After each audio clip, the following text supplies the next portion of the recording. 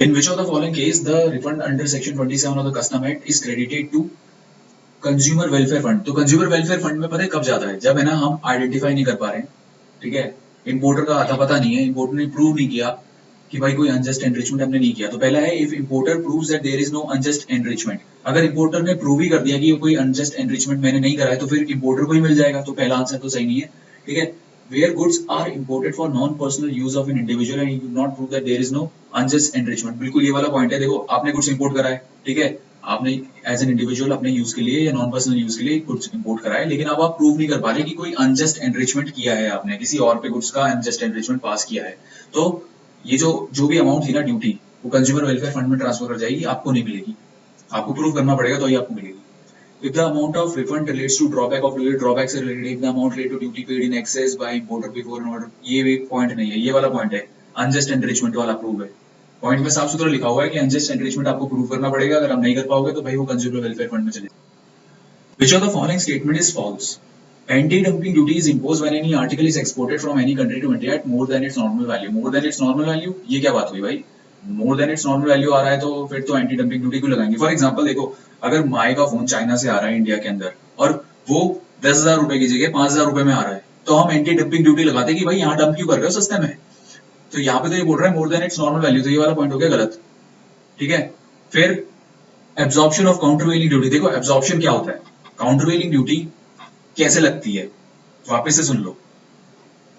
For example ले लो America, America से एक गुड्स है, पर्टिकुलर एक गुड्स है जो कि 100 रुपए में मिलता है, ठीक है। अमेरिका वालों ने क्या करा, उस पे ना 10 रुपए का डिस्काउंट लगा दिया, तो अब वो 90 रुपए में बिक रहा है, ठीक है, और अब वो 90 रुपए में इंडिया में एक्सपोर्ट हो रहा है, ठीक है। हमने ये पता लगाया हमारे डेटाबेस के थ्रू, थोड़ी हमने रिसर्च मारी और हमको ये पता लगा कि भाई सामने वाला 90 रुपीज में वहां पे सब्सिडी प्रोवाइड कर रहे हैं एक्सपोर्ट पे, तो हम क्या करेंगे, काउंटरवेलिंग ड्यूटी लगा देंगे, 10 रुपए बढ़ा देंगे। तो हमने फॉर एग्जाम्पल 10 रुपए का काउंटरवेलिंग ड्यूटी लगा दिया, तो अब प्राइस वापस से 100 हो गया। तो अब्जॉर्प्शन कब हो जाता है, जब सामने वाली कंट्री को पता लगा, हमने फॉर एग्जाम्पल 10 रुपए का काउंटरवेलिंग ड्यूटी लगा दिया, अभी क्या हो रहा है, यूनाइटेड स्टेट्स की गवर्नमेंट कह रही है अच्छा उन्होंने काउंटरवेलिंग ड्यूटी लगा दिया, कोई प्रॉब्लम नहीं है, हम 10% और डिस्काउंट दे देते हैं तुम्हें। तो यहाँ पे हो गया एब्जॉर्ब, क्योंकि हमारा तो पर्पस ही मिसयूटिलाइज हो गया, बेसिकली हमारा पर्पस ही खत्म हो गया, इन्होंने वापस से और कम कर दिया, प्राइस फिर से कम आएगा, 10% डिस्काउंट करने के बाद भी आएगा। तो absorption of countervailing duty said to have taken place if there is a decrease in the export price, decrease हो गया एक्सपोर्ट प्राइस में, और commensurate change in resale price नहीं हुआ। यहाँ पे तो भाई कोई चेंज ही नहीं आ रहा, यहाँ पे तो फिर वो उतनी रेट का मिल रहा है, ठीक है। फिर तो ये वाला पॉइंट हमारा सही है, ठीक है। Safeguard duty shall not be impose, ये 3% वाला तो सही है। और सेंट्रल गवर्नमेंट में एग्जाम नोटिफाइड क्वांटिटी, भाई सेंट्रल गवर्नमेंट कुछ भी कर सकती है, सेंट्रल गवर्नमेंट का तो पॉइंट नॉर्मली सही ही होता है। तो हमारा आंसर है ए। Which of the following statement are incorrect in relation to refund provisions? तो refund provisions के हिसाब से कौन कौन से स्टेटमेंट गलत है, ठीक है। Interest on delayed refund is payable to the applicant only if duty order is to be refunded and is not refunded within 3 months। देखो दो कुछ लोगों को कंफ्यूजन रहती है, तो ये वाला पॉइंट क्लियर कर लेते हैं। सेक्शन 27A और सेक्शन 75A ये दोनों डील करते हैं इंटरेस्ट से, लेकिन 27A के अंदर इंटरेस्ट ऑन रिफंड डील होता है, ठीक है, जिसमें हमने डिलेड रिफंड वाला ये वाला जो केस है, ये इंटरेस्ट ऑन डिलेड रिफंड ये 27A में कवर होता है, और अगर ड्रॉबैक से रिलेटेड होता है तो 75A में कवर होता है। ड्रॉबैक के केस में 1 महीने की टाइम लिमिट है, 27A में 3 महीने की टाइम लिमिट है। 3 महीने में अगर आपको रिफंड नहीं मिलता है तो 3 महीने के बाद जितने भी डेज है उस पर आपको इंटरेस्ट मिलेगा 6% के रेट से।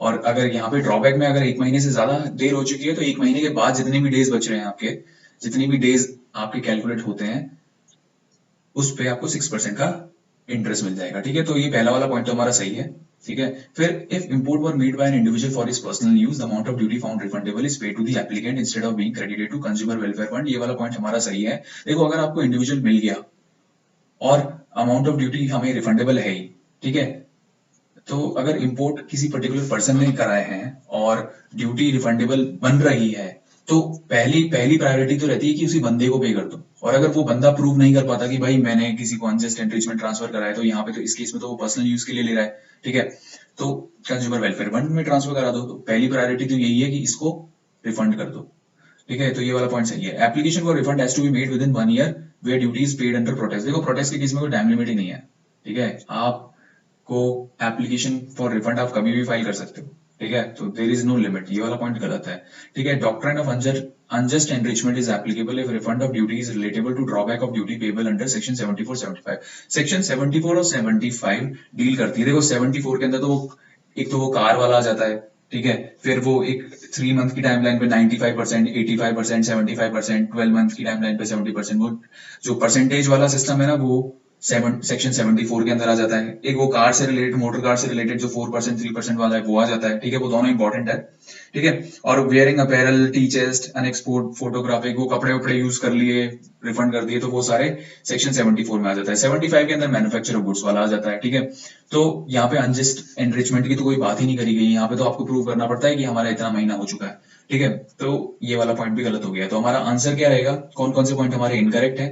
हमारा है पॉइंट नंबर 3rd और 4th incorrect. Outline the steps procedures for import of goods into India, grant of entry inward to vessel, filing of import general manifest। देखो भाई, import general manifest पहले file होएगा, ठीक है। एक बार ये फाइल हो गई, उसके बाद आपको एंट्री इनवर्ड ग्रांट करेंगे हम, ठीक है। फिर एंट्री इनवर्ड जब हमने आपको ग्रांट कर दी, उसके बाद आप फाइल करोगे, उसके बाद आप फाइल करोगे क्या, बिल ऑफ एंट्री, कि भाई अब हमें डॉक पे उतारने के लिए, सामान के लिए बिल ऑफ एंट्री दे दो, ठीक है। एक बार बिल ऑफ एंट्री दे दी, उसके बाद हम अनलोड करेंगे गुड्स, ठीक है। गुड्स एक बार हमने अनलोड कर लिए तो फिर हम क्या करेंगे, असेसमेंट करेंगे गुड्स का, और गुड्स जब असेसमेंट हो जाएगा तो हमारा पेमेंट ऑफ ड्यूटी हो जाएगा, ठीक है। तो ये सारी कंडीशन क्या है, ये सारी कंडीशन कहाँ पे हो रही है, ये सारी कंडीशन फुलफिल हो रही है पॉइंट नंबर डी में, ठीक है। पॉइंट नंबर डी हमारा आंसर है, ठीक है। इसको उल्टी तरीके से भी कोई कर सकता है, तो देखो सबसे लास्ट में हम पेमेंट ऑफ ड्यूटी करते हैं, ठीक है। तो और फिर उसके बाद ड्यूटी पे करने से पहले हम क्या करेंगे, असेसमेंट करेंगे गुड्स का। तो जो 6th फिर 4th, ठीक है, ये सिर्फ पॉइंट नंबर डी में था। तो अगर उल्टा तुक्का या रिवर्स इंजीनियरिंग करनी है तो ऐसे भी कर सकते हो, ठीक है। बाकी आपको ये पता होना चाहिए, प्रोसीजर तो दिमाग में क्लियर होना चाहिए। Which of the following is not correct in relation to claim of duty drawback under section 75? कौन कौन सी इंफॉर्मेशन गलत है? The upper limit for drawback is 1/3, ये तो सही है, 1/3 ही है। Countervailing duty and safeguard duty are not included in all industry rate of drawback, ये चीज बिल्कुल सही है, सीवीडी नहीं होता, ठीक है। सीवीडी और सेफगार्ड ड्यूटी दोनों ही नहीं लगते हैं। ड्रॉबैक की अमाउंट हम पर्टिकुलर उस रेट पे कैलकुलेट करते हैं, ठीक है। ऑल इंडस्ट्री रेट पे कैलकुलेट करते हैं, उसमें सीवीडी और सेफगार्ड ड्यूटी का कोई रिलेशन नहीं है, ठीक है। Countervailing duty and safeguard duty are not included while determining all industry rate of drawback, बिल्कुल सही है। And thus can be claimed in application for filing fixing brand rate. तो फिक्सिंग ब्रांड रेट के case में ठीक है, ये वाली अमाउंट सही है, ठीक है, ये वाला अमाउंट गलत था। Provision for section 75 are not applicable on goods exported by post, ये भी गलत है। आपके प्रोविजंस और ड्रॉबैक सारी जगह एप्लीकेबल है, चाहे आपने पोस्ट से कर रहे हो, चाहे आप वेसल से कर रहे हो, कैसे भी कर रहे हो, it does not matter, export होनी चाहिए गुड्स, ठीक है। तो हमारा आंसर हो गया, कौन कौन सा करेक्ट नहीं है, तो 2nd and 4th हमारा करेक्ट नहीं है, आंसर है सी। Ayar Niryat Enterprise exported goods having FOB value of 10 lakh. The all industry duty drawback on export of these goods is 5%. Market price of the goods in India is 40,000. Calculate the duty drawback receivable by Ayar Niryat Enterprise. तो देखो यहाँ पे क्या हो रहा है, हमको है ना ड्रॉबैक मिलेगा 10 का 5%, 50,000, लेकिन क्योंकि मार्केट प्राइस ही 40,000 है तो भाई हमको कुछ नहीं मिलने वाला, क्योंकि यहाँ तो ड्रॉबैक की रेट से भी कम में मार्केट प्राइस जा रही है। तो सी पॉइंट जो हमारा है, ठीक है, ये सही पॉइंट है, क्योंकि ये बोल रहा है कि आयात निर्यात एंटरप्राइज इज नॉट एंटाइटल्ड, और वो नहीं है entitled because market price is less than amount of drawback. Suhasini Oberoi, an Indian resident who was on a visit to USA, returned after 6 months for contesting in assembly elections of her state. So baggage rules है ये, ठीक है। Personal effects 59,000 ये हो गया exempt, personal effects जो होते हैं वो एग्जेम्प्ट होते हैं। लैपटॉप कंप्यूटर एक अलाउड होता है तो वो अलाउड हो जाएगा। ज्वेलरी 25 ग्राम है 67,000 की। देखो अगर ये बंदी सुहासिनी ओबरॉय 1 साल से ऊपर रहती बाहर तो इसको बैगेज अलाउंस में मिल जाती है, वो जो 40 ग्राम और 20 ग्राम वाला है मेन और वेमेन के केस में, ठीक है। लेकिन क्योंकि ये सिर्फ 6 महीने रही है तो इसको ऐसा कुछ भी नहीं मिलेगा, ठीक है। म्यूजिक सिस्टम पे भी कोई ऐसे पर्टिकुलरली एग्जेम्पशन नहीं है। तो अगर मैं सॉल्व करके बताऊं तुम्हें तो हमारा आंसर रहेगा ये, personal effect exempt, laptop exempt, jewellery 67,000 plus music system 58,000, ठीक है, टोटल 125,000। अब ये बंदी गई थी यूएस से, आप कोई नेपाल भूटान थोड़ी जा रहे हो। नेपाल भूटान में 15,000 की लिमिट है, यहाँ पे ड्यूटी फ्री लिमिट आपको मिल रही है 50,000, ठीक है। ड्यूटीएबल गुड्स हमारे रह जाएंगे 75,000 और इस पे हम 38.5% की टैक्स रेट से ड्यूटी लगाएंगे। सो 38.5% कैसे, 35% प्लस 10%, ठीक है, और प्लस 4% जो भी हमारा आता है, तो 28,875 28,875 हमारा answer. Sohan Enterprise Limited has imported goods after paying the custom duty of 25 lakh at the time of import. These goods were used and later re-exported after 19 months of import. The amount of duty drawback will be eligible is, देखो duty eligible है ना, देखो duty drawback जो eligible होता है वो 12 months तक max available होता है, ठीक है, याद करो 95%, 85% वो वाली रेट, ठीक है, तो यहाँ पे 12 मंथ से ज्यादा हो रहे हैं तो यहाँ पे इन केस नील होगा। Which of the following statement is false? New duty drawback shall be allowed under custom in respect of the goods the market price of which is less than the amount of drawback. Market price कम है, drawback ज्यादा है, नहीं मिलेगा कुछ भी, ठीक है। Duty drawback shall not be allowed in respect of any goods is less than 100 or less. देखो यहाँ पे 50 है, ठीक है, सेक्शन 76 के अंदर लिखा हुआ है, अगर तुम देखना चाहो तो 50 रुपीज से कम होगा अगर अमाउंट, तो आपको ड्रॉबैक नहीं मिलेगा, ठीक है, तो बी अमाउंट हमारा गलत है। Where claim of duty drawback is not paid to the claimant within 1 month from the date of filing such claim, ठीक है, ये बात बिल्कुल सही है, 6% का इंटरेस्ट रिफंड मिलेगा। देखो वापस से एक बार बात कर लेते हैं, अगर इंटरेस्ट ऑन रिफंड है कस्टम ड्यूटी पे, ठीक है, तो आपको 3 मंथ का टाइमलाइन है, 3 मंथ के अंदर अगर आपको रिसीव नहीं हुआ तो आपको इंटरेस्ट मिलेगा, और अगर ड्रॉबैक का रिफंड है तो 1 मंथ की टाइमलाइन है, ठीक है, तो यहाँ पे क्योंकि ड्रॉबैक की बात चल रही है तो 1 मंथ की टाइमलाइन है, ये सही है। Interest is payable by claimant of duty drawback on erroneous refund. देखो अगर आपको एरनस रिफंड हो गया है तो आपको 15% की रेट से रिफंड ये जो इंटरेस्ट पे करना पड़ेगा, ठीक है, तो हमारा आंसर हुआ बी वाला पॉइंट जो है ये वाला गलत है।